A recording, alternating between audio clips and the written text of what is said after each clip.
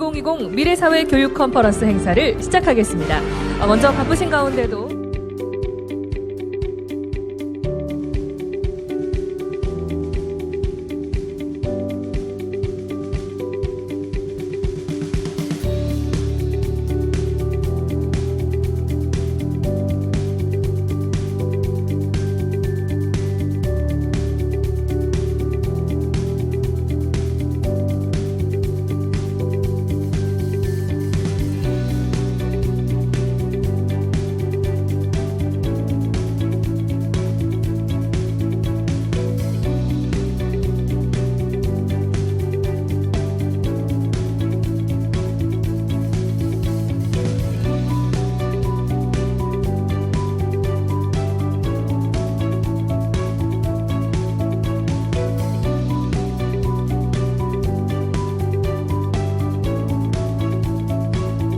올해 창간 100주년을 맞은 조선일보는 코로나 시대는 물론 그 이후까지를 내다보며 대한민국 교육이 나아갈 방향에 대해 함께 고민하고 전문가들의 지혜와 통찰을 나눌 수 있는 자리로 이번 컨퍼런스를 마련하였습니다. 오늘 행사가 대한민국 교육의 미래를 먼저 맞이하는 의미 있는 자리가 될 수 있기를 기대합니다.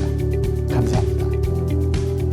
코로나19로 인해 디지털 시대가 가속화된 지금 우리 사회가 요구하는 인재를 키워낼 수 있는 교육에 대한 관심과 변화 요구가 그 어느 때보다 높아지고 있습니다. 그런 의미에서 오늘 미래사회 교육 컨퍼런스에서 나누게 될 논의에 대한 기대가 큽니다.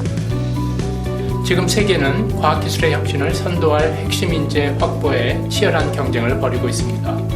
우리 과기정통부도 과학과 정보통신 분야에서 탄탄한 기초 역량과 변화 대응력을 갖춘 혁신적인 인재를 양성하기 위해 최선의 노력을 다하고 있습니다.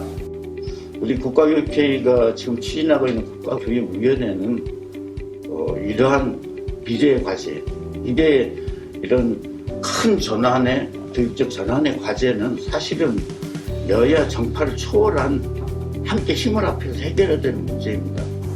교육학술정보원의 이학습터 동시 접속 300만이라는 놀라운 능력을 보여주면서 사실은 갑자기 닥친 속에서도 원격 수업 체제로 전환해 갔습니다. 이 자리를 통해 여러분이 함께 발전 방향을 모색하셨으면 좋겠습니다. 조선일보도 지속적으로 관심을 갖겠습니다.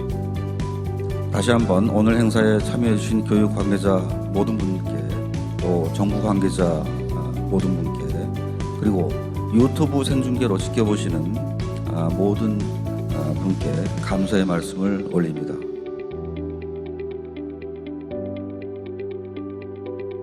사회 모든 분야에 비대면 서비스가 확대될 것이지만 이와 더불어 이제 계층 간 정보 격차나 양극화에 대한 우려들도 나오고 있습니다. 하워드 가드너 교수님께서 다중지능 이론이라는 것을 말씀을 하셨습니다. 오랜 연구를 통해서 이것을 밝히셨는데, 우리는 흔히 언어적, 논리적, 수학적 지능이 뛰어난 학생들만 학교의 그 시설을 이용해야만 하는 그런 대면 강의가 있을 때는 분반을 해서 최소 학생으로 제한적 대면 수업을 진행했습니다. 그 제한적 대면 수업에서 가장 중요한 것은 방역이었습니다. 사실 내용을 따져보시면 컨텐츠를 여러분들이 한번 확인해 보시면 그 내용의 충실도나 이런 것들이 다르다라는 것을 느낄 수 있게 될 것입니다.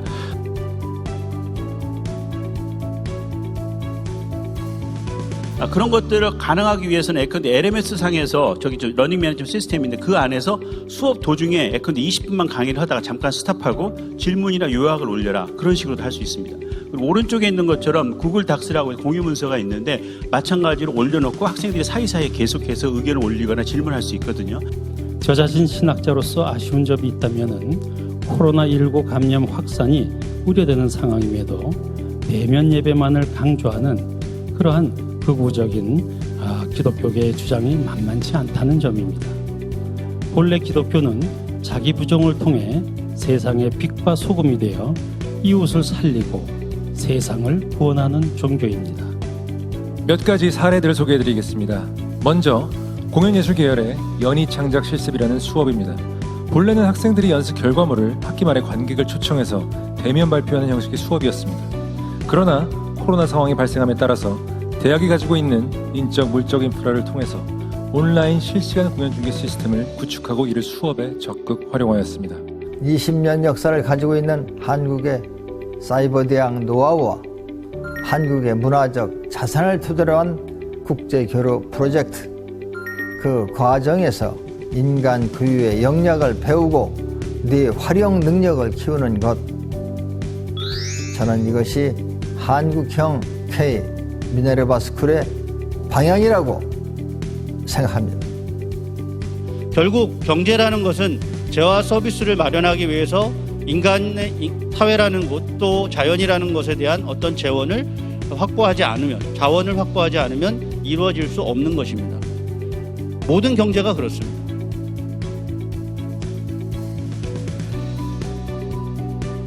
그래서 이제 그 코로나 극복을 위해서 각국이 이런 혁신 경쟁들을 지속하고 있는데, 그런 과학기술 혁신에 있어서 가장 중요한 게 결국은 핵심 인재라고 생각할 수 있을 것 같습니다. 그래서 특히 이제 그 인공지능 기술에 대한 데이터라든가 데이터 분석, 인공지능 이런 쪽 기술이 글로벌하게, 이 점에서 그 사람들이 사실 제일 곤혹스러워하는 부분들은 평가 체계 같습니다. 왜냐하면 평가의 어떤 그 정당성 문제나 공정성 문제 이런 것들이 많이 제기되는데, 저는 이건 앞서서 이야기했던 것과 마찬가지로 평가라고 하는 부분들을 기존의 패러다임에서 좀 전환시킬 필요가 있다. 그랬을 때니까 해답들이 나오지 않을 거라는 생각이 들고, 이런 부분들을 기술적이고 체계적으로 지원하는 것들이 에듀텍의 역할이 아닐까, 이렇게 이제 바라보고 있습니다.